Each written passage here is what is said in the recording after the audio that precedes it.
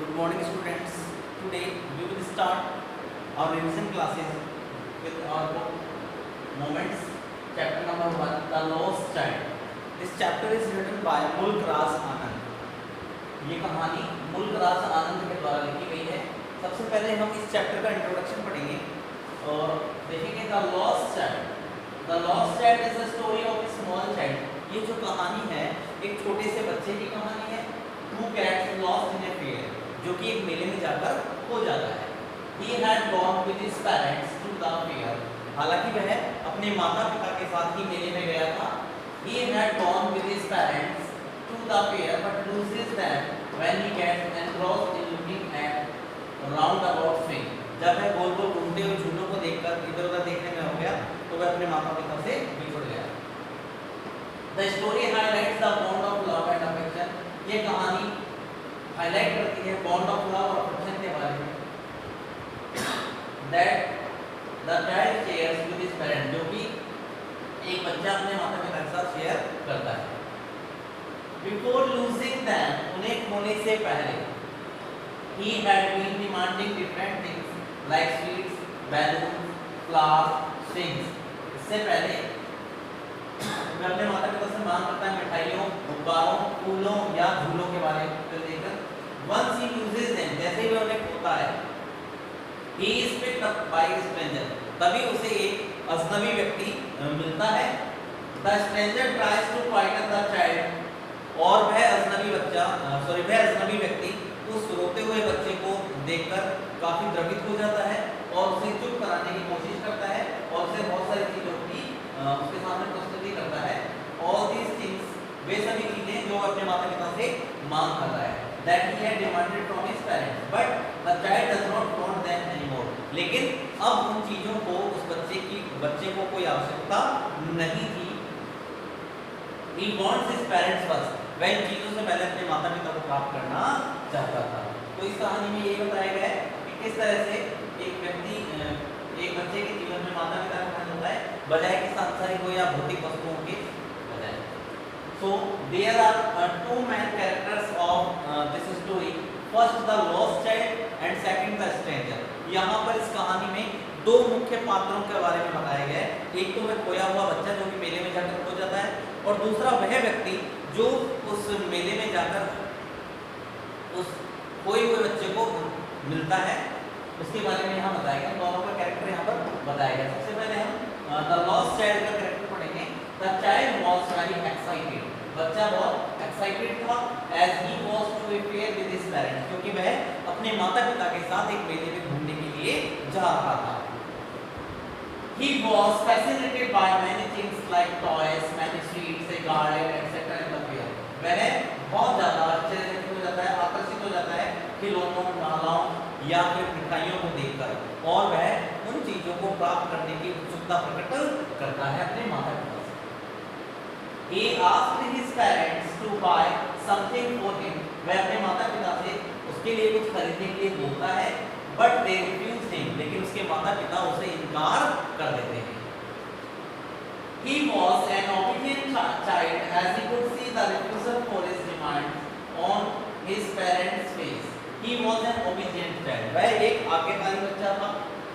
As he could see the refusal for his demands, जैसे कि वह देख सकता था कि उसके माता पिता सभी चीजों की मांग के लिए मना कर देते थे। He wanted to enjoy the round boat. वह राउंड बॉट का आनंद लेना चाहता था, but as he moved back to request his parents for it, लेकिन वह अपने आप को पीछे डाल लेता है। जानता था कि जब वह अपने माता पिता को वह बोलेगा तो उसके माता पिता उस चीज के लिए उसे मना ही करेंगे, क्योंकि वह उसकी मांगों को स्वीकार नहीं करते थे। He found his parents nowhere. अब उसे उसके माता पिता इधर उधर नहीं दिखाई दिए। His face was convulsed with fear. अब उसका जो चेहरा था वो भय के कारण बिल्कुल फीका पड़ गया। And tears rolled down from his eyes. और उसकी आंखों से लगातार आंसू गिरने लगे। A man from the crowd heard his cry. तभी बहुत सारी भीड़ में से एक व्यक्ति ने उसकी उस रोती हुई चीखों को सुना and tried to console him by offering different things. और अलग-अलग चीजें देकर उसे सांत्वना देने की कोशिश की। Which previously he wanted to have, जिन्हें पहले भी अपने माता पिता से प्राप्त करना चाहता था। The fear is so predominant that the child did not show any interest. Fear इतना predominant था कि उसने बच्चे ने उन चीजों में कोई भी इंटरेस्ट नहीं शो किया. He was so innocent that he only wanted his parent. और वह इतना innocent था कि उसने innocence पूर्वक उस व्यक्ति को सभी चीजों को स्वीकार करने से इनकार कर दिया. उसने कहा कि मैं इनमें से कोई चीज नहीं लेना चाहता हूँ, मुझे केवल सिर्फ और सिर्फ अपने माता पिता चाहिए. तो this statement shows his innocence. यह उसकी मासूमियत को प्रकट करता है. Now second the character is the unknown man. The unknown man was a very kind and generous man. वह अजनबी व्यक्ति बहुत ही दयालु और उदार व्यक्ति था. In the crowd he was the only one who came forward to help the lost child. वही पूरे मेले में अकेला व्यक्ति था जो उस खोए हुए बच्चे की मदद करने के लिए आगे आया था. First he lifted up the lost child in his arms. पहले तो उसने उस खोए हुए बच्चे को अपनी बाहों में उठा लिया. He asked the child about him. उसने उस बच्चे से उसके बारे में पूछा. एंड हिज पेरेंट्स, उसके माता पिता के बारे में पूछा. एंड गॉट टू नो, पता लगा that he had lost his parents. और उसे पता लगा कि वह अपने माता पिता को खो चुका है. He tried each and everything to console the lost and sobbing child. He offered every exciting thing in the fair. उसने मेले में सभी एक्साइटिंग चीजों को ऑफर किया टू द चाइल्ड, बच्चे के लिए, which earlier he wanted to buy, जिन्हें पहले भी अपने माता पिता के द्वारा खरीदवाना चाहता था. The unknown man is the symbol of humanity. यहाँ पर वह अजनबी व्यक्ति मानवता का एक प्रतीक है. Who is ready to help the lost child, जो खोए हुए बच्चे की मदद करना चाहता था in all aspects, सभी पहलुओं से. अब यहाँ पर हम इस कहानी की समरी देखेंगे ब्रीफ में कि इस कहानी में मुख्य रूप से बताया क्या गया है या मुख्य मुख्य क्या क्या बातें हैं इस कहानी की, वो हम इस समरी के अंदर पढ़ेंगे. It was a day of spring festival and all the villagers were going brightly dressed to a fair. A little boy and his parents also among them. The kid was excited and thrilled to see the small toy shop on the way and the fires and bees in the fields, flies and the bees in the fields. His parents kept calling him over and reminded him to walk beside them. At last they reached the fair and a large crowd of people left the boy confused. He was happy and bewildered at the same time. He saw a sweet meat seller at the entrance and was tempted to have the burfi displayed on the counter.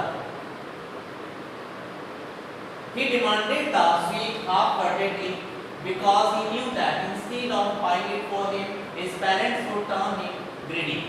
कि अगर उन चीजों को खरीदता है तो उसके माता पिता से क्या कहेंगे, लालची कहेंगे. So he moved on, इसलिए आगे बढ़ गया and soon come across a flower seller. अब वह एक माला विक्रेता, फूल विक्रेता के पास पहुंचा. Fascinated by the Gulmohar gardens, गुलमोहर की फूलों की माला से वह बहुत ज्यादा आकर्षित हुआ. He again made a friend demand of flowers but knew well that his parents would not buy anything. लेकिन वह जानता था कि वह अगर अपने माता पिता से किसी भी चीज की मांग करेगा तो उसकी माता पिता उसकी मांगों को पूरा नहीं करेंगे. तो उसने अपने कदमों को पीछे हटा लिया.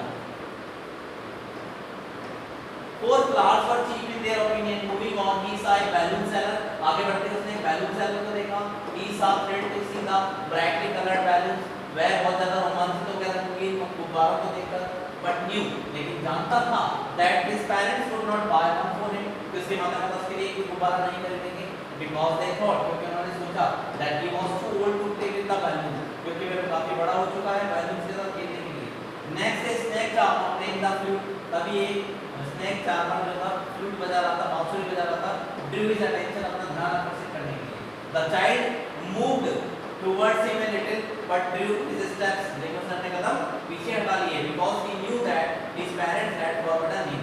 क्योंकि जानता था उसके माता पिता से मना कर चुके हैं तो ये such rough music, इस तरह का harsh music सुनने के लिए.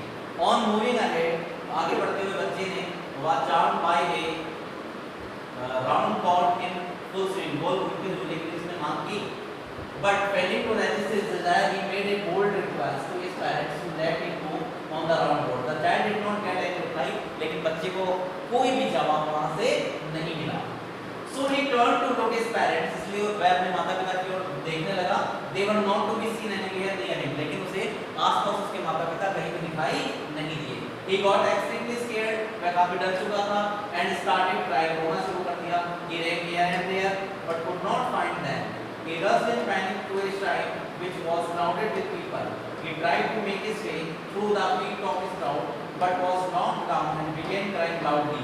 A man heard his cry and rescued him from being trampled. Lifting the little boy in his arms, the kind man asked him how he got there and whose baby he was.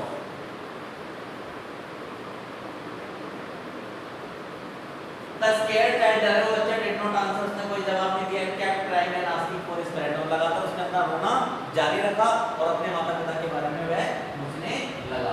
The good man tried to soothe him. अच्छे व्यक्ति ने उसे राहत देने की कोशिश की and took him to the round board, offering to get him a ride on the horse. उसे घोड़े पर सवारी करवाने के लिए भी कहा. But the child did not want anything else. लेकिन बच्चा कुछ भी नहीं चाहता था अपने माता पिता के सिवाय. The man took the inconsolable child to the snake charmer.